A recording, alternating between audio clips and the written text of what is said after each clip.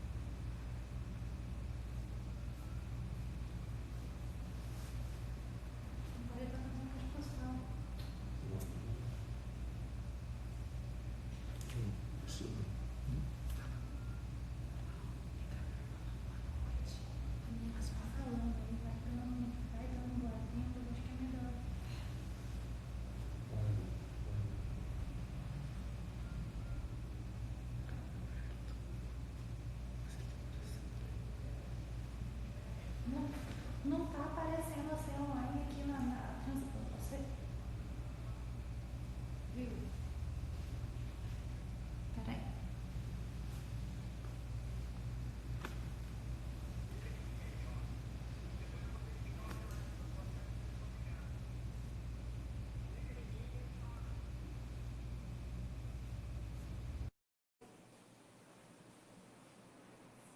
É isso.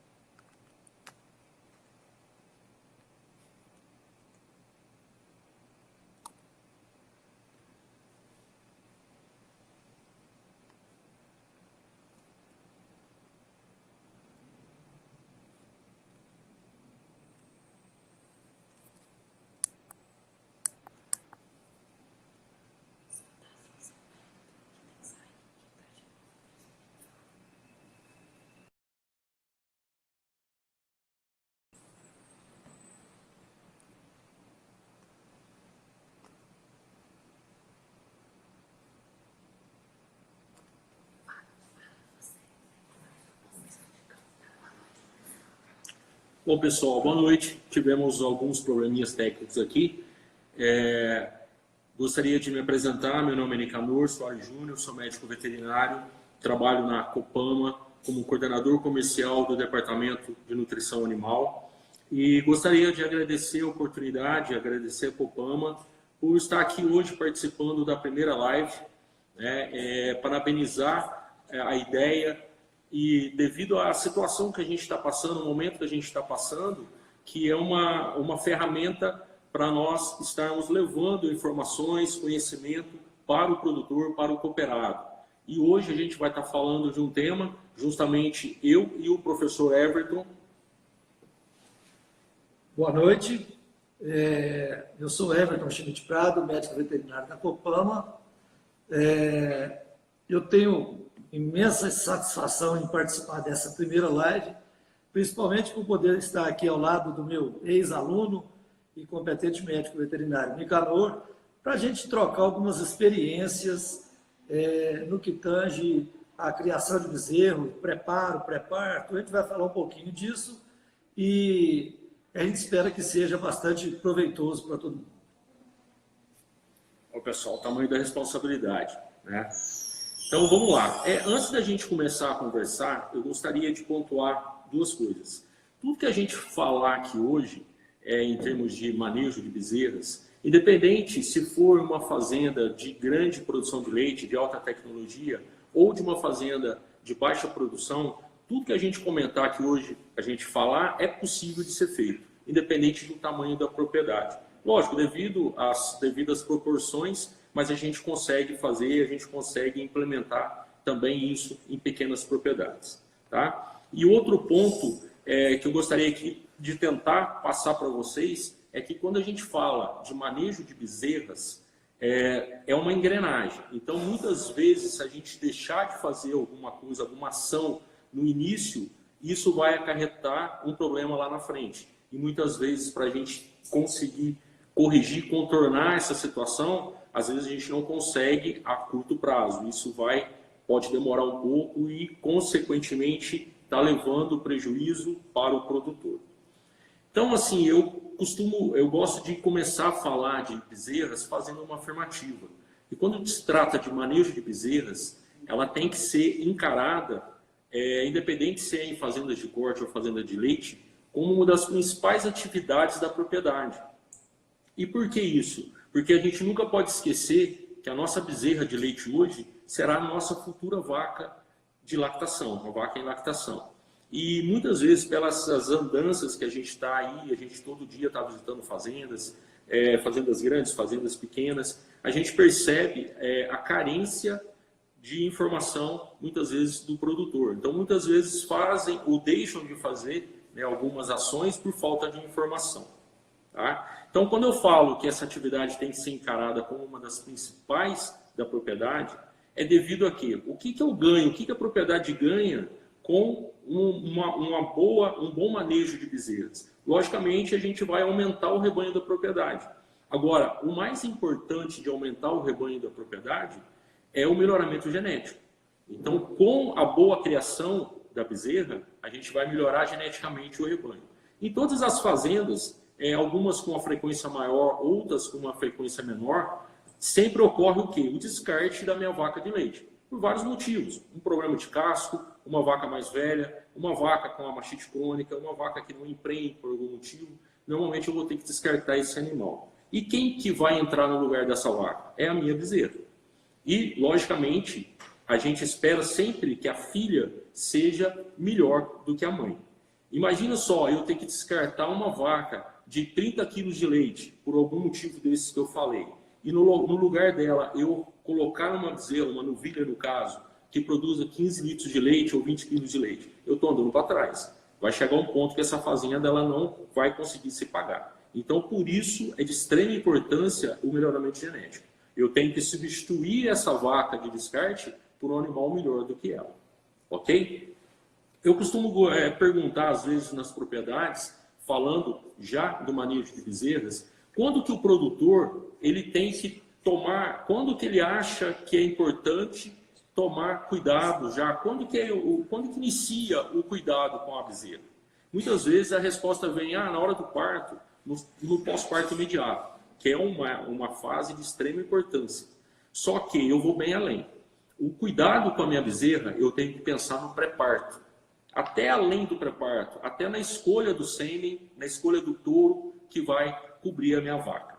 Por que isso? Para justamente evitar o parto distóxico, aquele parto que tem que ter normalmente a intervenção do médico veterinário. E a partir do momento que eu tenho um parto distóxico, eu vou interferir negativamente na produção dessa vaca, na reprodução dessa vaca, e muitas vezes não tem um acompanhamento, eu vou perder esse bezerro, essa bezerra, e muitas vezes, às vezes, perder a vaca também. Então, a escolha do sêmen e a escolha do touro é de extrema importância já pensando na minha bezerra. Tá? Outro ponto de importância no pré-parto é a secagem da vaca. Mas o que é a vaca? O que secar a vaca tem a ver com a criação de bezerra? Tem muito a ver. Normalmente eu vou secar a vaca 45 a 60 dias antes do parto. Normalmente o pessoal utiliza secar com 60 dias antes do parto. E para que eu seco a vaca? Bom, primeiramente, para ela poder ter toda a regeneração das células da glândula mamária para a próxima lactação dela. Né? Nesse período é onde eu faço o tratamento da mastite subclínica e faço a prevenção da mastite clínica. Outro fator, o ganho de score corporal, quer dizer, no período seco, a vaca está descansando, ela vai ganhar um score corporal, ela vai ganhar massa, justamente para quê? Porque a gente sabe que nesse período final de gestação é o período que tem o maior desenvolvimento do feto. Então, com isso, com esse ganho de massa, eu vou conseguir que essa vaca consiga parir uma bezerra com uma condição de peso ideal. Não vai parir uma bezerra deficitária, uma bezerra mais sentida, mais magra. Ok? E o mais importante também, pensando na minha bezerra, é que nesse período, essa vaca descansando, eu tenho a formação do colostro, que o professor Everton vai estar falando mais para frente, a importância desse colostro. E eu não preciso ter só a formação do colostro, eu tenho que ter um colostro de qualidade. Isso é o mais importante. Bom, gente, outro ponto importante também que a gente utiliza no pré-parto, pensando nas bezerras, são as vacinações. Não tem, na verdade, uma regra de bolo, uma receita de bolo, não tem nada engessado. As vacinações vão depender muito da necessidade, do desafio de cada propriedade. Então, por exemplo, eu tenho muito problema de diarreia neonatal em uma propriedade. Então, eu tenho uma vacina para eu fazer na secagem, normalmente 30 dias após a primeira dose, pensando justamente nessa diarreia. Mas como que eu vou vacinar a minha vaca e vai interferir na minha bezerra? Porque toda vez que eu aplico uma vacina no animal ou até na gente mesmo, o que vai acontecer? O organismo do animal vai entrar em contato com um vírus ou com uma bactéria contida naquela vacina, que muitas vezes está inativado, modificado, e vai criar células de defesa. Quer dizer, vai criar anticorpos contra aquele vírus, contra aquela bactéria. E quando realmente esse animal entrar em contato com esse vírus ou com essas bactérias, essas células de defesa já estão armazenadas e vai combater esses micro-organismos. Então, por que eu tenho que fazer a vacina no pré-parto? Justamente para essa vaca criar os anticorpos contra esses micro-organismos e esses anticorpos vão ser passados para a bezerra na hora da colostragem. Ok?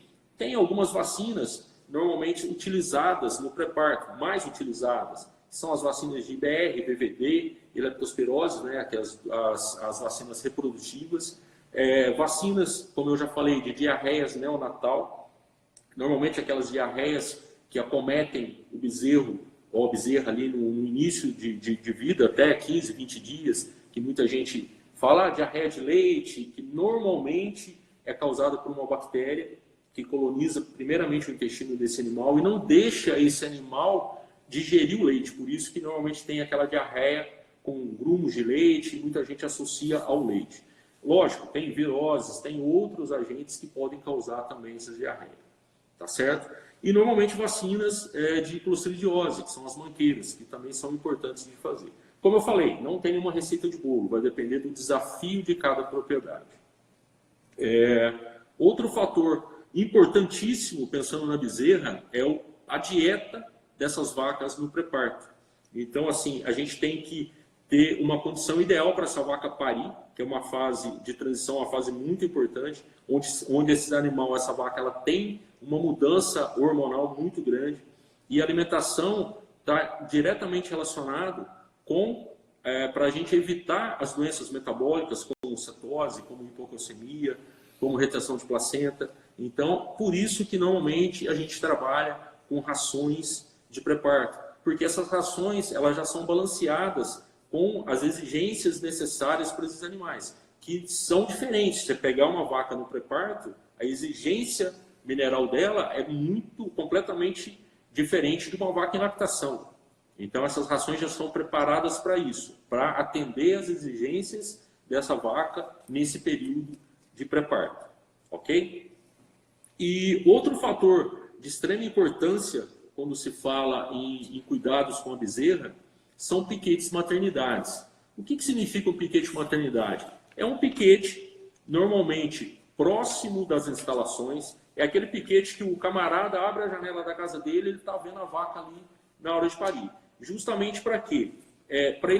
Para poder observar a hora exata dele ter os primeiros manejos com o bezerro. Esse piquete maternidade ele tem que ser um local local limpo, que essa vaca tenha conforto, quer dizer, tem que ter sombra e, o mais importante, de fácil visualização.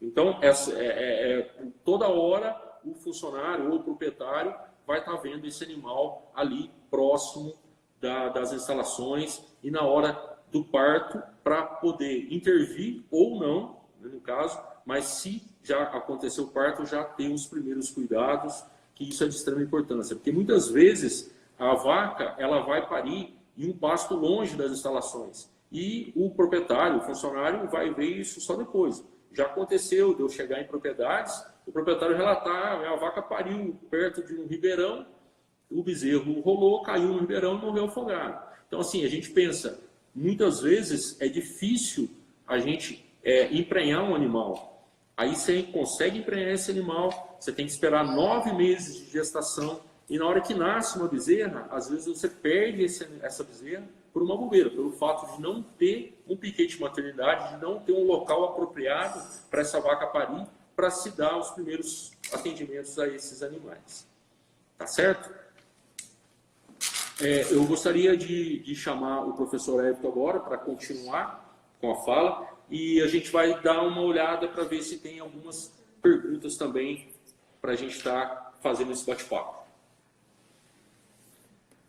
Bom, gente, o Nica montou aqui um pré-parto e nós vamos chegar agora para falar um pouquinho da hora do parto. Ele já até começou a comentar, mas a hora do parto ela é de extrema importância. Nós vamos ter que ter um ambiente limpo, seco, com boa cama, e nós vamos precisar disso tanto para a vaca quanto para o bezerro, ou seja, para o momento do parto. Mas quando a gente fala de parto, existe uma dúvida sempre pairando. É o seguinte: deve ou não haver assistência ao parto? É claro que deve. A assistência ao parto, como o Nicanor já colocou, ela precisa acontecer. Por isso, o piquete maternidade tem que estar colocado numa área de boa visibilidade. Mas essa intervenção, ela precisa de ter um controle da ansiedade, porque muitas vezes o responsável por isso fica muito ansioso, e aí ele vai agir precipitadamente. Por outro lado, nós não podemos também protelar muito essa intervenção, porque pode passar da hora. Então, precisa ser uma coisa muito bem controlada nesse momento. Lembrando sempre que toda intervenção no momento do parto deve ser realizada com o uso de EPIs. Nós, com isso, vamos proteger, vamos evitar contaminação, tanto da vaca quanto do bezerro, e principalmente daquele que é o responsável por essa intervenção. Nós não vamos ter problemas se usarmos EPI. Logo depois do parto, a mãe precisa ter comida e água de boa qualidade à sua disposição e estar num ambiente sem estresse. Com isso, ela vai voltar mais rápido à normalidade para começar logo a sua produção, inclusive produção de colostro, que a gente vai falar daqui a pouquinho. E para o neonato, esse momento do pós-parto imediato, ele é momento chave. Por que eu chamo de momento chave? Porque existem alguns fatores determinantes no pós-parto imediato na vida desse neonato. Então, ele nasce sem defesa, com o coto umbilical exposto, então ele precisa de alguns cuidados que são primordiais. Os dois cuidados básicos que a gente coloca nesse momento são a colostragem, ou seja, a administração do colostro e a cura do umbigo. Nós vamos falar um pouquinho de cada um deles, fazendo sempre uma analogia com o que nós vamos querer no futuro desse animal, tá? Então, a primeira coisa é que o colostro, ele é a primeira e é a única fonte de anticorpo para esse neonato. Então, ele vai conferir uma capacidade ao bezerro ou à bezerra de responder às adversidades do ambiente. Ele acabou de ser colocado num ambiente e ele precisa responder a essas adversidades. Então, o colostro é que vai fornecer essa condição. E aí, o colostro, a gente escuta muito falar, mas colostro, simplesmente fazer a administração de colostro? Não. A gente tem alguns detalhes que a gente precisa prestar atenção. Só para ilustrar, o animal, imediatamente após o seu nascimento, o neonato consegue absorver, ou seja, de todos os anticorpos presentes no colostro, ele consegue absorver 20%. 12 horas depois, normalmente ele absorve por volta de 10%. E 24 horas depois, ele praticamente não absorve colostro mais. Então, isso é um fator importante para a gente colocar. Olha, a administração de colostro precisa ser rápida. Ela precisa ser no início.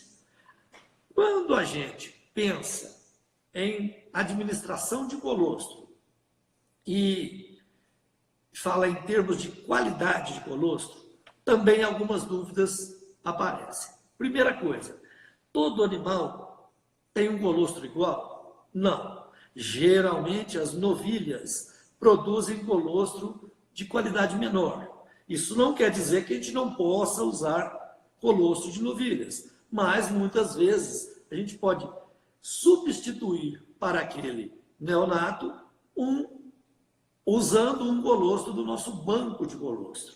O banco de colostro nada mais é do que a conservação de colostro de boa qualidade ou por congelamento, que é o mais comum. Hoje, algumas propriedades já fazem ensilagem do colostro, mas o mais comum é o congelamento, e a gente pode fazer, então, o uso desse colostro congelado. E ele pode ser avaliado.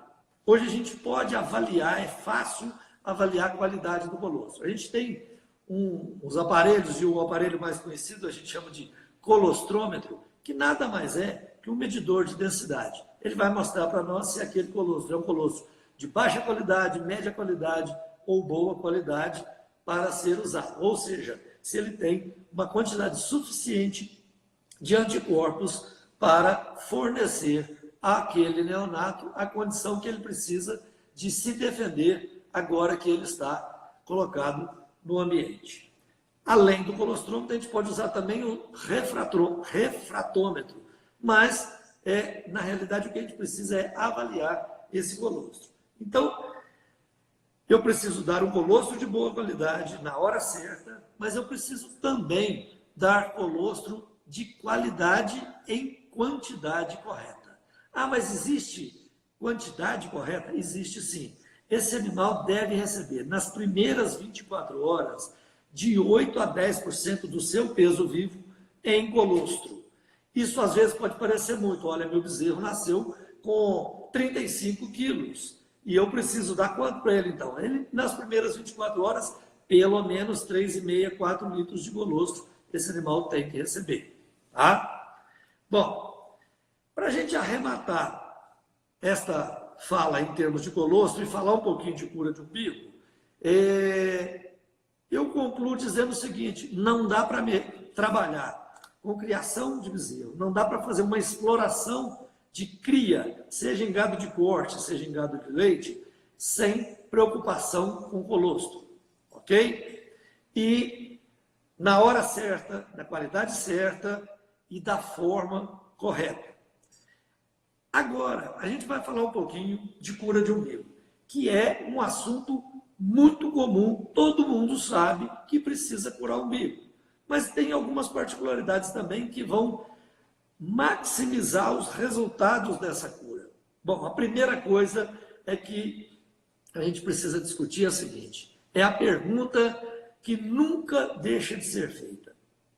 Corta ou não corta o coto umbilical? Gente, nós só vamos fazer o corte se houver um coto umbilical muito comprido a ponto dele ficar arrastando ao chão. E aí, então, eu vou cortar diminuindo esse coto. Do contrário, a gente não corta.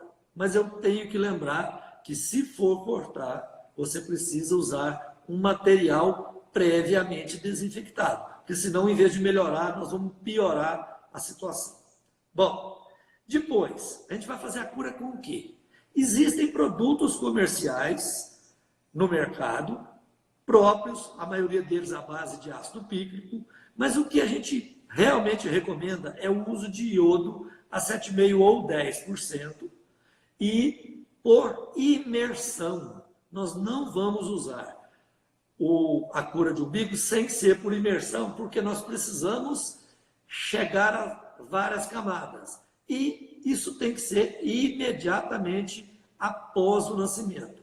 Bem, aí me perguntam, mas vai usar esse procedimento só uma vez? O ideal, principalmente em gado de leite, em que as bezerras são mantidas numa área fechada, uma área menor, repetir no mínimo 2 a 3 dias esse procedimento, que seria imersão do coto umbilical em tintura de iodo a 10% entre 30 e 60 segundos. Com isso, a gente vai conseguir fazer uma desinfecção deste coto e, principalmente, a secagem desse coto. Ele estando seco, menor volume de sujidades irá aderir e menor contaminação acontecerá nesse coto umbilical. Bem, gente, eu fiz uma explanação rápida desse momento e agora a gente pode começar a interagir e responder algumas perguntas. Ó, chegaram algumas aqui. Vamos lá. Bom, várias perguntas aqui. Vamos ver a primeira. Então, passado um dia do nascimento, o colostro já não tem mais importância? Bem, vejam bem, eu coloquei que após 24 horas, realmente a absorção é quase nula, a absorção de anticorpos é quase nula. Mas nós temos, além dos anticorpos que vão cair na corrente sanguínea, nós temos a ação local do colostro. Por isso, é interessante que esse colostro seja usado pelo menos por 4 a 5 dias, que é o período que normalmente a vaca produz colostro. Eu acho que isso é uma forma da gente fazer uma volta na natureza. A gente está tirando esse bezerro, aleitando ou fazendo colostragem no balde ou na mamadeira, mas ela precisa ser por esse período, porque nós vamos depender também da ação local do colostro na mucosa endêmica. E mais uma coisa, o colostro tem uma composição nutricional extremamente específica para o neonato. Só para ilustrar, a gente tem, por exemplo, gordura. Num colostro, 3 horas após o início da produção, logo após o parto, com 6,8 de gordura. Com 72 horas, isso baixa para 3,7. E o leite bovino tem 3,5. Então, dá para ver que vai ter muito mais gordura no colostro. Então, esse animal não vai absorver mais anticorpos, mas precisa receber colostro por mais alguns dias para fazer esse tipo de ação. Bom, várias perguntas aqui. Por que curar com imersão? Por que curar o umbigo com imersão? Não poderia usar um esguicho ou um spray? Bom, aí a gente precisa ser categórico, precisa ser realmente por imersão. A questão é o seguinte, o coto umbilical ele é composto de várias estruturas. Quando eu faço uma aplicação com esguicho ou com spray, eu trato apenas a camada externa. Então eu vou ter veia, artéria, úraco, várias estruturas que não serão protegidas e principalmente não serão secas mais rapidamente. Então, por isso, imersão de 30 a 60 segundos é o ideal na cura de umbigo. Bom, aproveitando o gancho, né, já está falando da cura de umbigo, uma outra pergunta. O iodo pode ser reutilizado? Bom, gente, a gente sabe que o iodo, em contato com a matéria orgânica, ele perde a sua ação desinfetante. Então, o que a gente recomenda é o uso de copo, aquele copo que a gente usa para ordenha, copo sem retorno. O iodo vem, você aperta, ele vem e não tem retorno. Então, a gente não contamina o restante do iodo. Se não for usar esse tipo de copo, for usar uma canequinha, uma tampa, você vai fazer e desprezar o restante do iodo. Porque a partir do momento que ele entra em contato com a matéria orgânica, ele perde a sua ação bactericida. Bom, pessoal, aproveitando para agradecer o pessoal que está interagindo com a gente aqui, Amanda Domingos, Mazinha Moreira, o Marcelo de Eloy Mendes, muita gente aqui acompanhando a nossa live. Mais uma pergunta para o professor Everton. Existe alguma forma ou índice que possa demonstrar a importância do colostro na vida útil do animal? Olha, existem trabalhos mostrando isso com a maior clareza possível. São 2 pontos importantíssimos. Primeiro, idade ao primeiro parto. Eu consigo reduzir muito a idade ao primeiro parto quando eu faço uma administração correta de colostro de qualidade em quantidade correta. Ou seja, eu vou aumentar a vida útil da minha vaca. E existe também trabalhos mostrando que na primeira e segunda lactação existe um incremento real de produção leiteira quando a colostragem é corretamente realizada. Alguém pode pensar o seguinte, bom, então isso só é importante para a vaca de leite, porque se aumenta a produção de leite. Mas quando você pensa em gado de corte e aumenta a produção de leite, você tem crias melhores, com desmama com peso melhor e daí por diante. Então é importante, tanto em gado de leite quanto em gado de corte. Bom, Nico, então eu estou com uma aqui agora para você. Segundo esse protocolo dividido por etapas com nutrição balanceada, pode-se dizer que isso previne um deslocamento de abomaso na vaca pós-parida? Bom, com certeza, existem várias etiologias, né, normalmente, para o deslocamento de abomaso, mas a nutrição está diretamente relacionada. Então, a partir do momento que nós temos uma nutrição, uma dieta adequada, né, para o pré-parto, isso vai auxiliar muito, porque, como eu falei, a partir do momento que a gente tiver a nutrição adequada, essa vaca tiver uma transição bem feita, ela já vai evitar as doenças metabólicas, a retenção de placenta. E a partir do momento que a gente evita essas doenças, automaticamente a gente já diminui muito as chances desse animal ter um deslocamento de abomaso. Então está estreitamente relacionado. E o deslocamento de abomaso é muito comum, porque quando essa vaca no pré-parto, ela está no balanço energético negativo. Quer dizer, o útero desse animal vai estar de um tamanho grande, né, porque tem um bezerro lá dentro, e automaticamente ele está comprimindo o rumen. Então essa vaca ela está ingerindo menos matéria seca do que ela precisa. A partir do momento que ela pare, vai ocorrer a involução uterina. E se essa alimentação dessa vaca não estiver adequada, pode ocorrer muita fermentação errônea ali. E isso pode predispor a esse deslocamento de abomaso. Então, a dieta, sim, está muito relacionada com a causa do deslocamento de abomaso. Bom, gente, lembrando aqui, ó, mandando um alô para o pessoal que está nos acompanhando aí, Crislaine, Rodrigo Domingues, Paula Santiago, Adriana Gonçalves, João Marcos, Luiz Eduardo. Muito obrigado, pessoal, aí. E a gente vai tentando responder as perguntas, mas lembrando sempre que toda vez que a gente faz esse tipo de interação, seja online ou seja presencial, vocês podem ter certeza que as perguntas e as colocações de vocês fazem com que a gente consiga enriquecer e trabalhar novos assuntos a cada dia com maior clareza e maior segurança. Beleza? Então agora eu vou passar aqui uma pergunta para o Nicanor. Qual que é a importância da secagem no controle da mastite? Bom, isso é um assunto que dá para a gente falar e dar uma palestra, né? Com certeza, na secagem, o período seco é o período de maior incidência de mastite clínica, quer dizer, aquela mastite que tem massa, que tem sangue. E por que isso? Porque normalmente a gente nunca consegue secar uma vaca por completo. Então, assim, secou a vaca hoje, ela vai continuar nos 15 primeiros dias ainda produzindo uma certa quantidade de leite.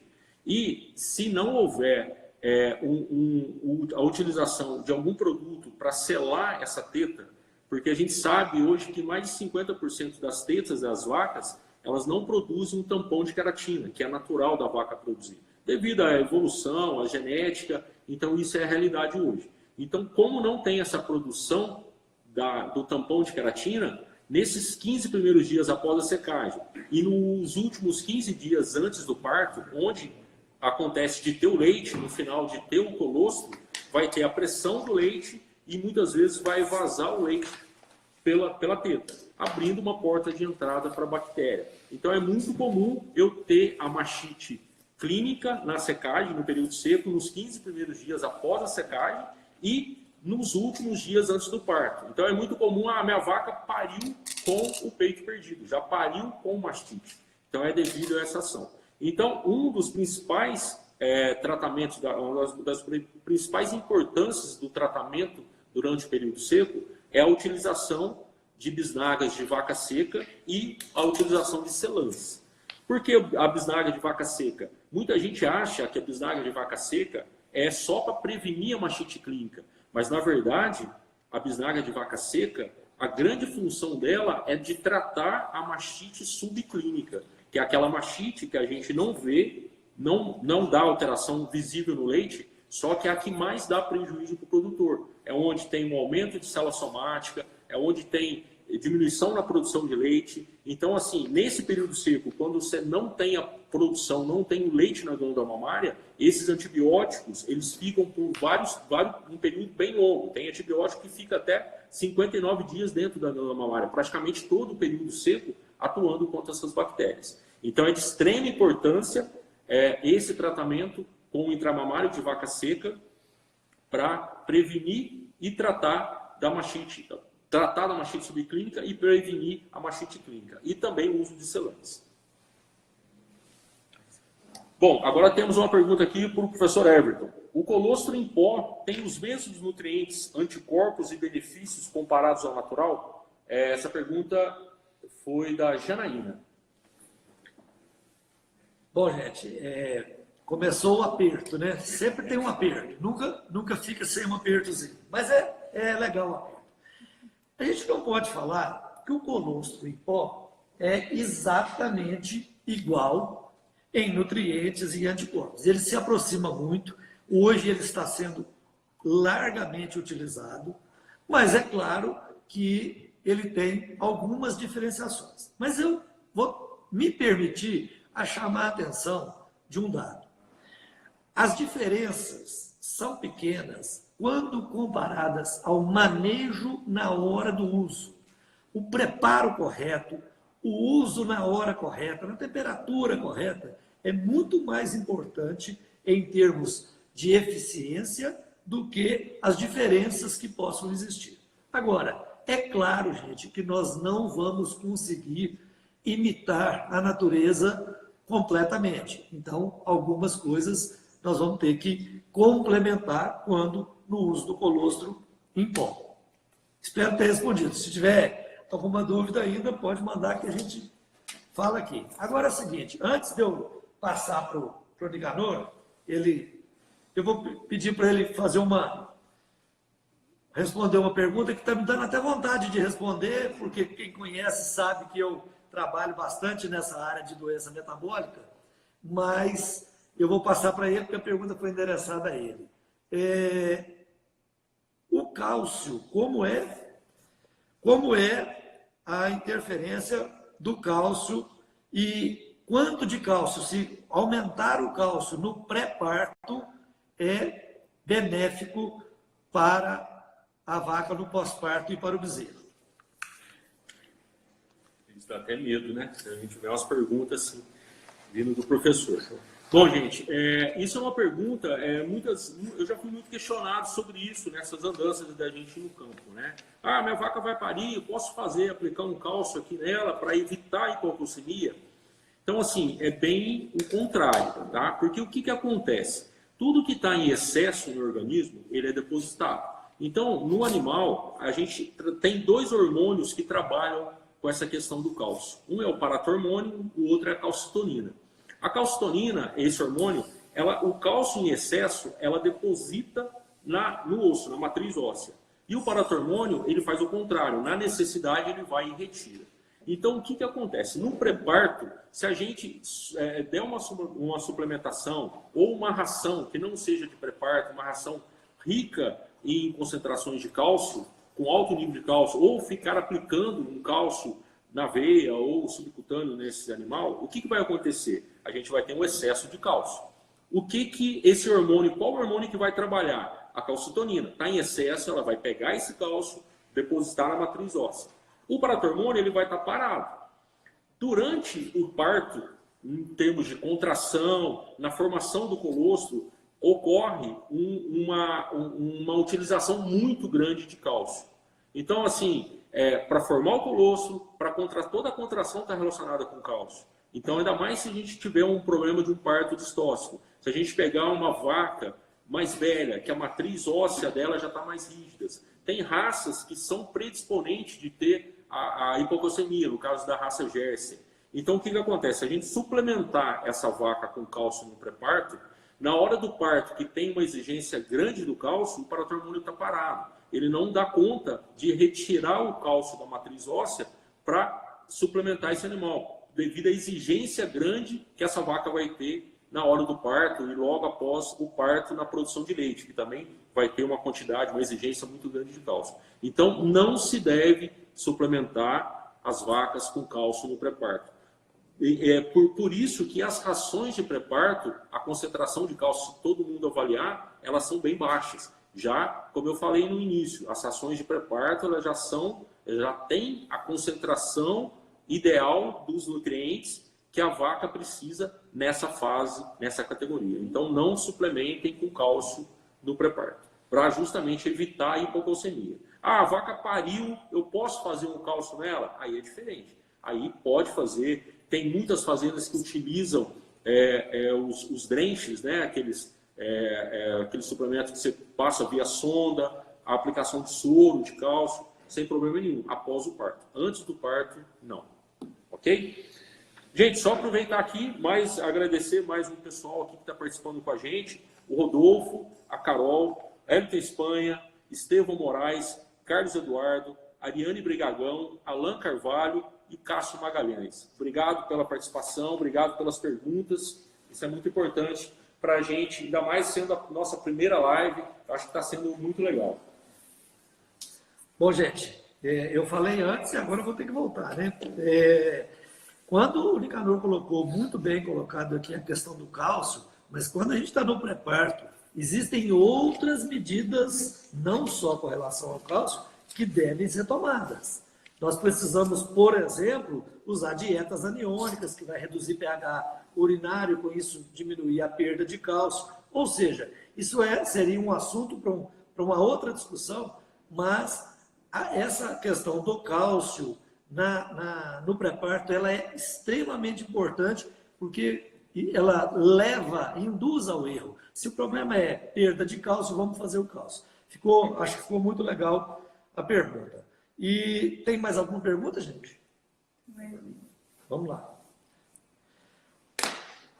O uso da bisnaga para secar a vaca, por ter antibiótico, pode gerar uma resistência e dificultar o tratamento de uma futura mastite?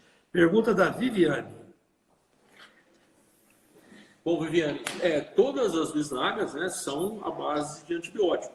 Várias moléculas, bases diferentes. E tem que ser a base de antibiótico justamente para a gente, como eu falei, para a gente tratar da mastite subclínica.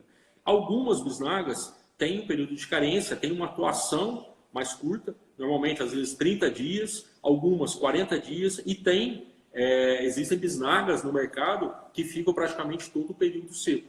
51 dias, tem uma que fica 59 dias. Então, quer dizer, elas já são preparadas para isso.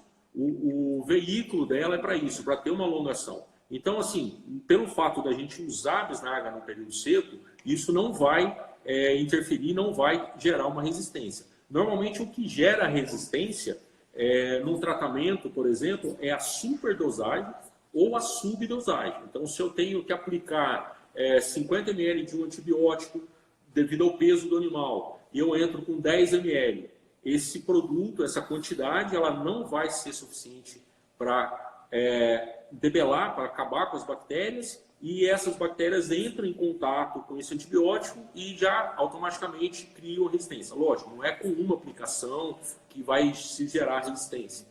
Vão ser, às vezes, várias aplicações. Mas, normalmente, o tratamento de vaca seca não vai ter esse problema de gerar resistência.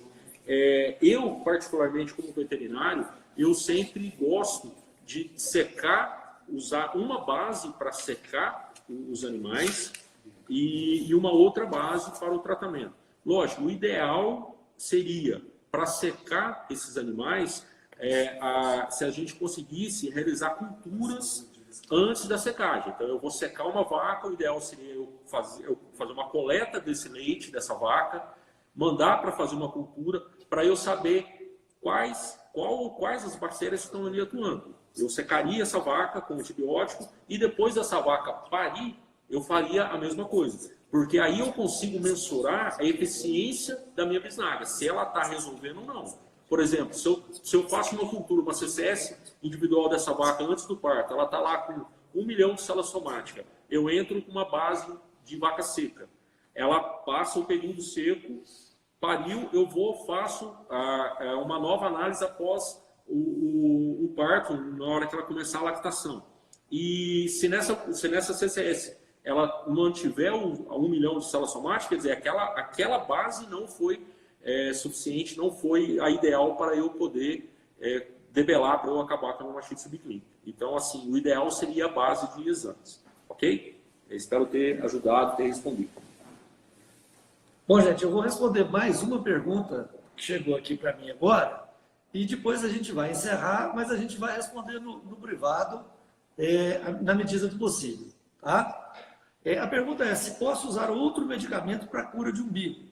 Eu falei da tintura de iodo porque tudo que a gente consegue ler hoje e acompanhar mostra que ela é a mais eficiente, além de ter o melhor custo-benefício, tá? Mas pode usar sim, existem produtos no mercado, eu não vou aqui citar nomes comerciais, mas tem produtos no mercado, a maioria deles com a base de ácido pícrico, que funcionam também com bastante eficiência, mas hoje a indicação que a gente consegue ver na bibliografia que existe disponível é que a tintura de iodo a 10% é que promove a melhor desinfecção e principalmente a melhor secagem do coto umbilical. Bom, então nós vamos encerrando por aqui. Agradeço a todos pela participação e futuramente a gente vai tornando isso um hábito aqui na Copama. Ok? Um abraço a todos. O Nica vai fazer suas considerações finais. Bom, pessoal, eu ainda não terminei, não. Eu queria falar mais um pouquinho. Queria agradecer novamente, né, as várias perguntas. A gente nem estava esperando essa participação toda, então acho que por isso atrasou um pouquinho.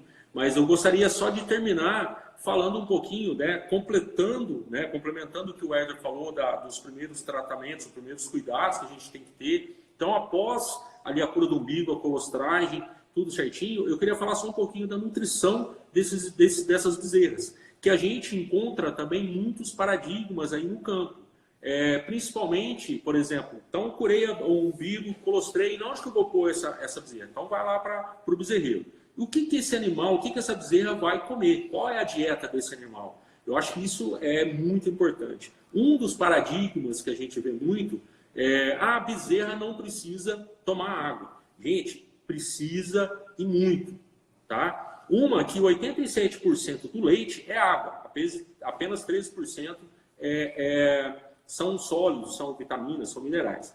Mas normalmente o que acontece? Eu dou 2 litros de leite para a bezerra cedo e vou dar 2 litros de leite para a bezerra à tarde. E todo esse período que ela fica sem ingerir o leite, ela precisa ter a água. E a água, ela vai ajudar muito. A partir do momento que a bezerra começa a ingerir a água, automaticamente ela já aumenta a capacidade dela de comer ração. Por quê? Porque a água vai ajudar a microbiota ruminal. Vai ter mais bactérias ali dentro, vai estar ajudando. Então, a partir do momento que ela começar a ingerir água, mais rápido ela começa a pegar a ração.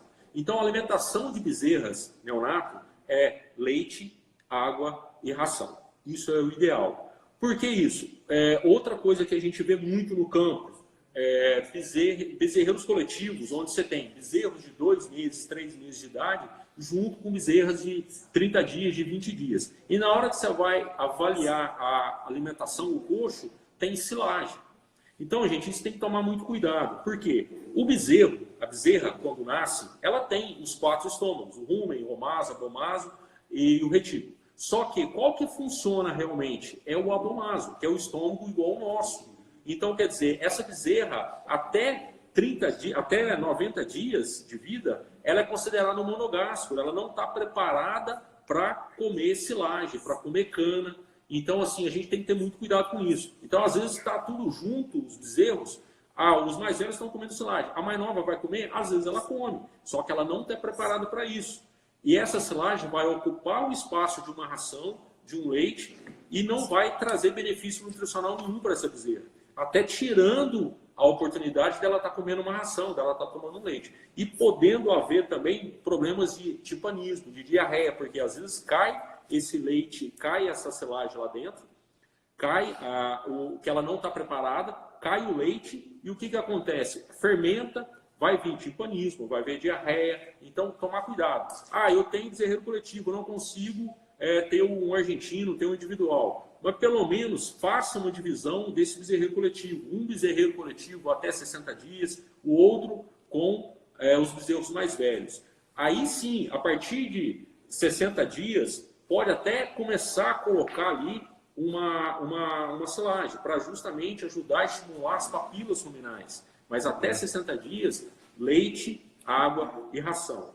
E assim, a ração de extrema importância, porque na ração, normalmente, ela tem o milho, e essa ração para bezerras, a ideia é que o milho ele seja mais grosseiro, ele não seja muito fino, justamente para ajudar ao desenvolvimento das papilas ruminais. Para que isso? Para que na hora que você desmamar essa bezerra, ela já esteja adaptada, pronta para estar comendo a silagem, o capim, os outros tipos de alimento.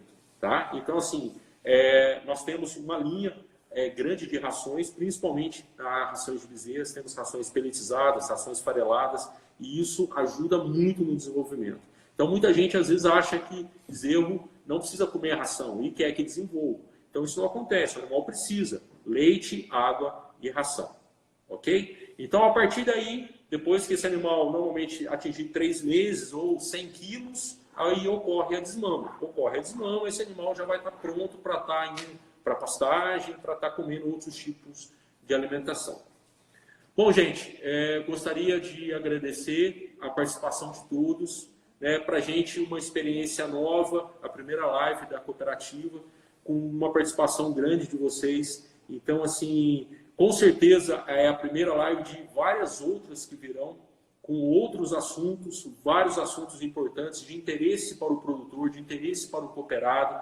E, como eu falei no início, é uma forma que a gente está tendo de estar levando informações para vocês e sem ter a presença física, né, devido ao momento que a gente está passando. Então, muito obrigado, agradeço imensamente a participação de todos vocês.